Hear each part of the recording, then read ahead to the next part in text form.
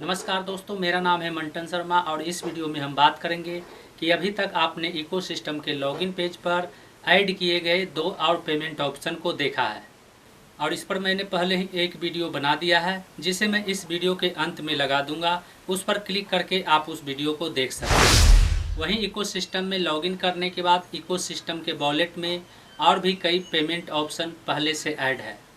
उन payment option में master card, PayPal, visa और बिट पे का ऑप्शन ऐड है।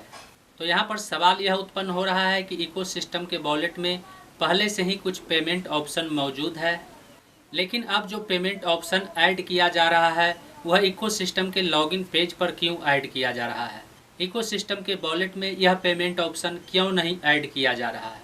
और यह सवाल कुछ यूजर ने पिछले वीडियो के कमेंट में पूछा है, तो उन्हें मैं बताना चाहूँगा कि इकोसिस्टम के वॉलेट में यह पेमेंट ऑप्शन पहले ही ऐड किया गया है, लेकिन अब जो पेमेंट ऑप्शन का अप्रूवल मिल रहा है उस पेमेंट ऑप्शन को इकोसिस्टम के लॉगिन पेज पर ऐड किया जा रहा है।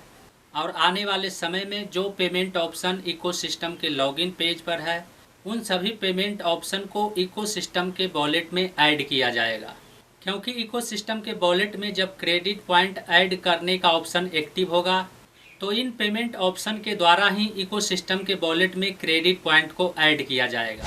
और इकोसिस्टम के वॉलेट में क्रेडिट पॉइंट ऐड होने के बाद ही यूजर ऑन पैसिव के प्रोडक्ट का सब्सक्रिप्शन पैकेज को खरीद सकेंगे, क्योंकि ऑन पैसिव के प्रोडक्ट का सब्सक्रिप्शन पैकेज खरीदने के लिए आपको इकोसिस्टम के वॉलेट के क्रेडिट पॉइंट से ही ऑन पैसिव के प्रोडक्ट का सब्सक्रिप्शन पैकेज खरीदा जाएगा।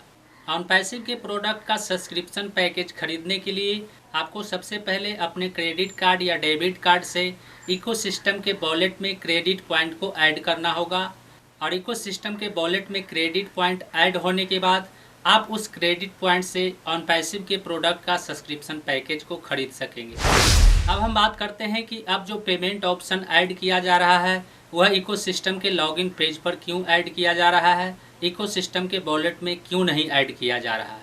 तो इस बात को हम एक उदाहरण के रूप में समझते हैं।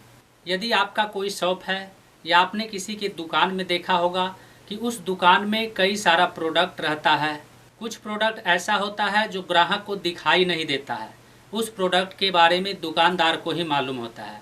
और कुछ प्रोडक्ट ऐसा होता है जिसे शो केस में रखा जाता है, यानी कुछ प्रोडक्ट को दुकानदार शो केस में सजा कर रखते हैं, जिससे ग्राहक की नज़र उस प्रोडक्ट पर पड़ते ही ग्राहक उसे खरीदने के लिए तैयार हो जाए।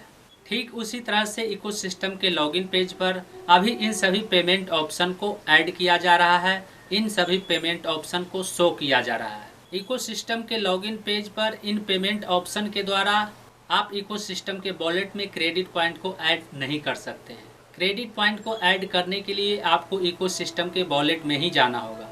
इकोसिस्टम के लॉगिन पेज पर इन पेमेंट ऑप्शन को ऐड करने का मुख्य उद्देश्य यह है कि जब भी कोई नया यूजर ऑन पैसिव के प्रोडक्ट का सब्सक्रिप्शन पैकेज खरीदना चाहता है तो इसके लिए वह जैसे ही इकोसिस्टम के लॉगिन पेज पर आएगा तो उसे लॉगिन पेज पर ही पता चल जाएगा कि ऑन पैसिव के प्रोडक्ट का सब्सक्रिप्शन पैकेज खरीदने के लिए हम किस पेमेंट ऑप्शन के द्वारा ऑन पैसिव के प्रोडक्ट का सब्सक्रिप्शन पैकेज को खरीद सकते हैं।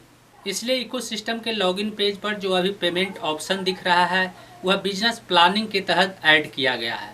आने वाले समय में इन सभी पेमेंट ऑप्शन को इकोसिस्टम के वॉलेट में भी ऐड किया जाएगा। तो उम्मीद करता हूं कि इस वीडियो में दी गई जानकारी को अब आप अच्छी तरह से समझ गए होंगे। इस वीडियो से संबंधित यदि आपके मन में कोई सवाल है तो आप हमें नीचे कमेंट में पूछ सकते हैं। यदि आप हमारे चैनल पर पहली बार आए हैं और इस तरह का वीडियो देखना पसंद करते हैं तो चैनल को सब्सक्राइब जरूर करें। आज के लिए बस इतना ही। मिलते हैं अगले वीडियो में नए टॉपिक के साथ। जय हिंद।